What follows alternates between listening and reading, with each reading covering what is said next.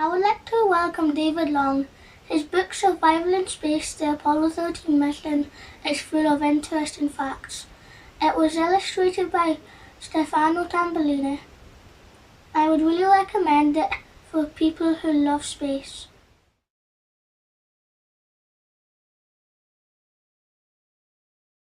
Welcome everyone to Big Dog, where we're going to talk about the very exciting book, Survival in Space, the Apollo 13 mission by David Long. So happy to have you here. I wanted to tell you a little bit first about the Big Dog Festival. Launched in 2018, the Big Dog is a children's book festival, welcoming children and families from Dumfries and Galloway and beyond. Named after Nana, the big dog who looks after the darling children in Peter Pan, the festival takes place in Dumfries, home to Scotland's National Centre for Children's Literature at Mowbray House.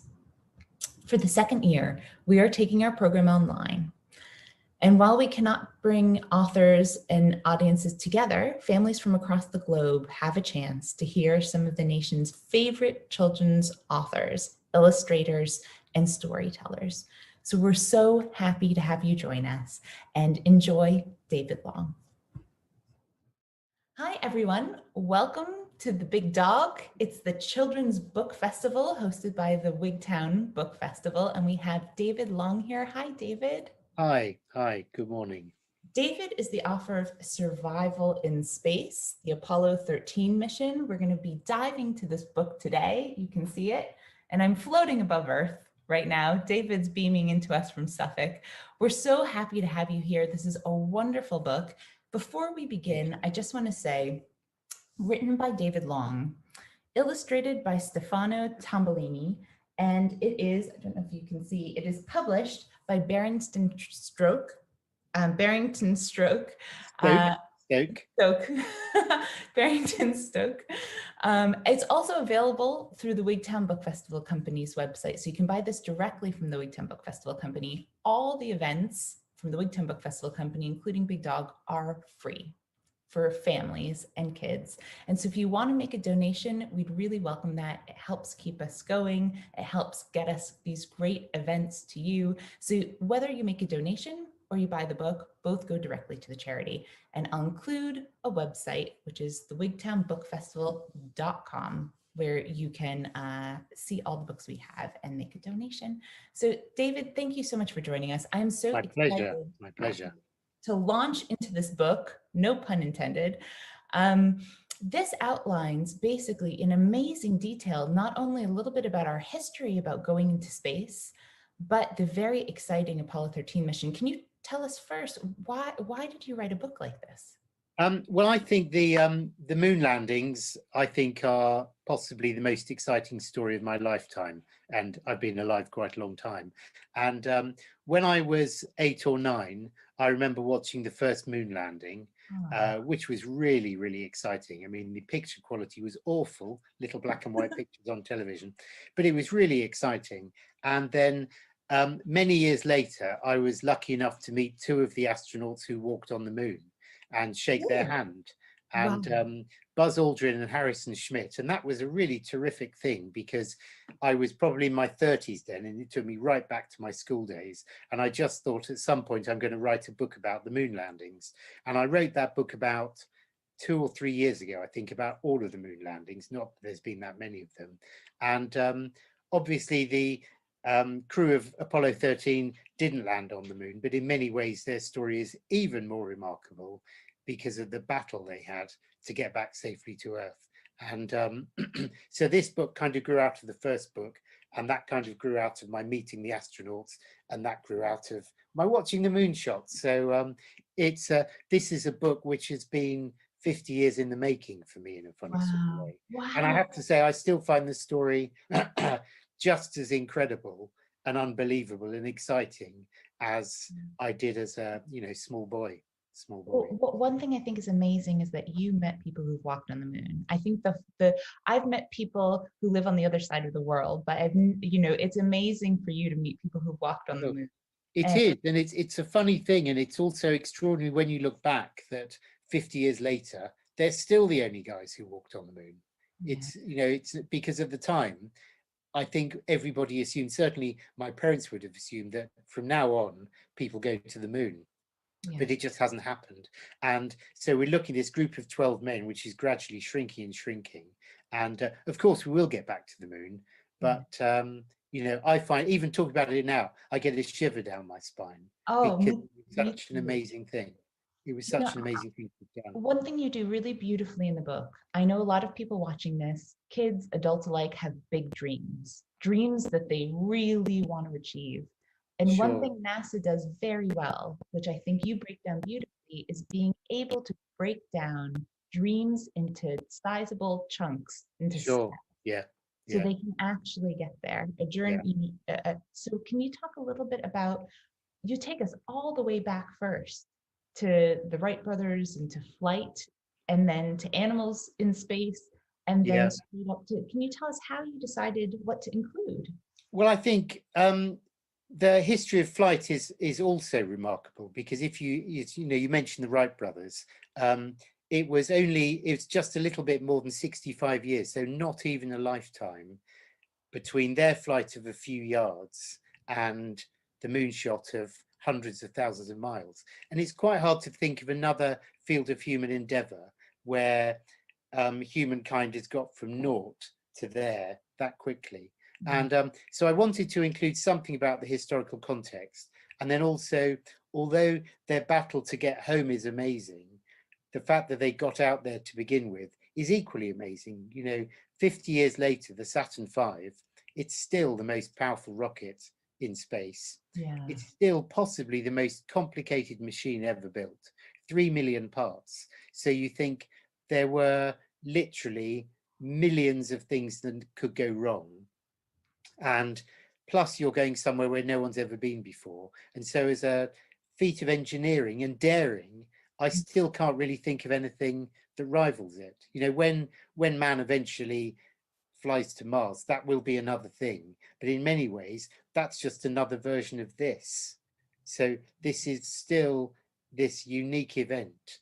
And for readers who weren't there to see it, I wanted to try and convey the speed and the excitement and the incredible rush to achieve this one single thing. Because, you know, everybody at some point looks up at the moon and marvels. And I remember going outside knowing there were now 2 men on the moon, and it was unbelievable.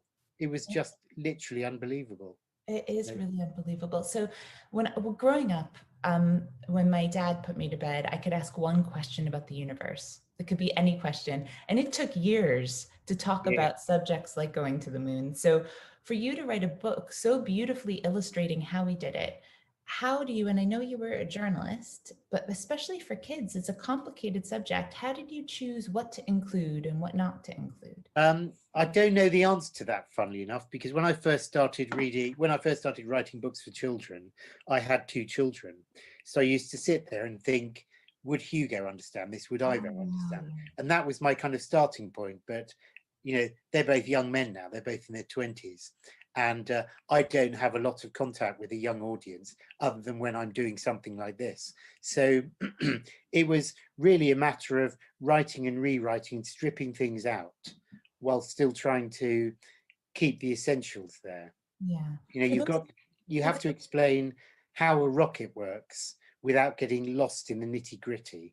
That's right. Would you mind if I show some of the pictures? No, go ahead. I think because you have some incredible, let's see if I hold it close to me. You have some incredible shots of these amazing rockets, and you do a really good job about showing the size difference between the Statue of Liberty, the rockets. You do a really beautiful job illustrating, I think, the size and scale and challenge of getting into space and all the little dangers along the way. It's like the ultimate road trip. It is. And at the same time, you need to describe the dangers in a way that is immediate. Yes. And you know, at one level, what went wrong with the rocket is quite straightforward. There was an explosion and they lost nearly all their air. And it's very tempting to get too bound up in the details of how many tanks there were and how many this and how many that. But for a young audience, it's very important to make it immediate. And that's what I spent most of the time doing. This is a book of omission in a way, because, I mean, omission, not a mission, because I could have written a book that was 10 times larger, but it's important to get a lot of the detail out of there while still retaining the essential truth of what happened. That's right. And you were talking a little bit too about luck, how it was a modular structure, so that just for people who haven't read the book, they might not know the story. So maybe we should back up just a little bit. Can you describe in a couple sentences what the gist of the story is? Well, yes, essentially, they started off in this enormous great rocket, and the nearer it gets to moon, it discards bits. So by the time they arrive at the moon, they're actually in a tiny little space capsule attached to a tiny little, another little module that's got all the equipment they need to survive. And the second, and these are very small pieces of equipment. So the capsule they're sitting in is not much bigger than a car. Okay. And the bit they're attached to is smaller than a house. And at one point, something very bad went wrong with the second bit, which they were in. So they had to climb back into the other bit whilst trying to repair everything. And it's a fascinating combination, because although nowadays we're really used to really high-tech equipment, because we've all got computers and everything, they did have computers, but not very many of them. And compared to today, they weren't very good. But the problem they had was essentially plumbing, you know, a hole in a pipe, a hole in a tank. That caused all their problems. So funnily enough, when they had to work out a way to patch it together to get home, they were literally patching it together with items that they had. So they had sticky tape, they had socks, they had funny little plastic boxes. So there was no quick fix where you can just reprogram the computer or get a new computer, because at this point they're 200,000 miles from home. So it's a story, again, most people can understand, because what they actually had to fix was a complicated problem, but with a very mechanical, straightforward side bit, plugging holes and this kind of thing. And of course, they're running out of air. They're freezing cold, they're completely exhausted. So there are also things that most children can understand. You know, you don't have much time to do these things. You're freezing cold. You haven't slept for 3 days. Well, we can all understand what that must feel like. And even though, of course, people know, as they're reading the book, you know it has a happy ending, but it's incredibly exciting to see where that happy ending is going to come from. And the other thing I like about it is it's a very inspiring story, because there are 3 men in the rocket, in the spaceship, who have to work together and stay really, really calm and really, really cool. And down on Earth, it took 400,000 people to launch the moon missions. And down on Earth, tens of thousands of them are all running around trying to sort out this problem. So you've got people at NASA not going home, they're sleeping under their desks, they're trying one thing, they're trying another thing, and eventually they arrive at a solution to the problem. But even then, you don't know whether it's going to work until they've done it and it's worked. And it's almost one of those things where by the time they manage to do it, they've got minutes to spare. So I mean, it made a very good film, of course, not a children's film, but a very exciting film, because it's got everything you want. It's got inspirational teamwork, it's got heroes, it's just got everything. Geniuses. Tom Hanks. Yeah, absolutely, absolutely. Yeah. And tremendous drama. That's right. And there's a lot of lessons for kids, especially about perseverance, which reminds me, very apt we're talking today because of the new Mars rover. Sure, absolutely. Yeah, that's very exciting. Can I ask, before we go on to some of the kids' questions, where do you think space exploration is headed now? Where's the moon used to be the new frontier? Where is our new frontier? Well, I think the next move is probably finding some way to actually have a base on the moon. You know, we have the International Space Station, which is actually not very far away. I mean, I think it's 170 miles up in the sky or something. So I assume that at some point there's going to be a moon base, and then probably at some point a Mars base. Whether we end up actually colonizing the planets, I suppose we will eventually, but that could be hundreds or thousands of years away. But the readers of this book now by the time they're my age, there will be people living on the moon. If not permanently, they'll be there so for cool. months and months, like the guys at the South Pole, doing their research and living in this really extraordinary, I mean, a whole new world. So I guess that's where it's heading. Wow. And you could probably get wireless internet on the moon. I don't know, actually. I mean, I was quite surprised that you can get it on the space station, so probably you can. I mean, because that is also remarkable. Because when the first guys went to the moon, there was none of that. So, as I said earlier, the pictures were black and white. There weren't very many of them. They were really, really poor quality. And now, if you watch the film coming back from Mars, it's incredible quality. And the stuff coming back from the International Space Station, they could literally be in the next room. It's so clear. It's just like watching somebody in a TV studio. So the advances over, and less than a lifetime have just been staggering, absolutely staggering. So, okay, David, thank you so much. We have some questions for you. Lovely. And these questions come from all over the world. So in California, Sawyer would like to know, we know that that dog went into space, and you write about that. Have there been any other animals, any other dogs, especially dogs? She's a fan. There have been other dogs, and because the Russians sent up dogs as well as the Americans, and there have been some monkeys, and I'm not sure about rabbit or tortoise, but there have been smaller animals too, so insects as well. And I think there have been so many of them, especially insects, that I'm not sure whether it's possible to count the number of animals, but it is hundreds. So in particular, I mean, people are attracted to the dogs and the monkeys because they're lovelier, aren't they, than insects? So no, there have been plenty of animals in space. I like the idea of a story about an insect who goes into space. Sure. That'd be quite a journey for a little fly. No animals or insects have been to the moon yet, though. So I mean, I guess that'll be another step along the way. Well, one thing I learned, I know that there's an international law about really having to clean the rockets well, because you're not supposed to take any germs with you. That's right. Well, the Apollo astronauts did leave some litter on the moon, and everybody knows that's going to be there for millions of years. A footprint in the dust will last for thousands of years. So there is some litter up there. But when the Apollo astronauts went to the moon and came back, they were quarantined, because at that point we didn't know whether it was a dead planet or whether they could be bringing stuff back which was dangerous to us. So all of this is, as well as the excitement, it's pushing back the boundaries of science all the time. It's all about research, isn't it?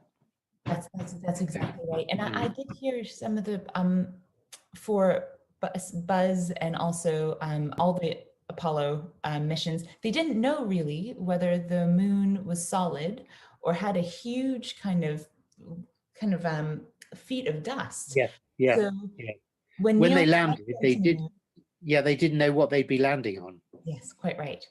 Yeah.